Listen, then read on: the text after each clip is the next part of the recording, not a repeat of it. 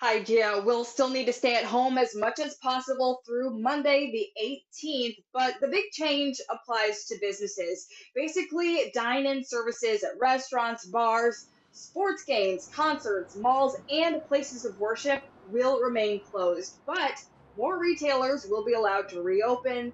However, it's for curbside pickup and delivery only. Governor Walz says this will get at least 30,000 more Minnesotans back to work, but some business owners say the new guidelines are still not enough.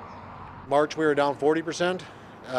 The month of April, we're going to be down about 85%. Kind of that frustration of like, why do some certain businesses get to open while we can't when we can follow the same guidelines? I just feel there's a bit of a slight against the independents because I can control traffic coming in that door a lot easier than a big business can. I know this is tough for a lot of people, but when you think about like salons, a lot of us have been talking about we really need to get back into the salons.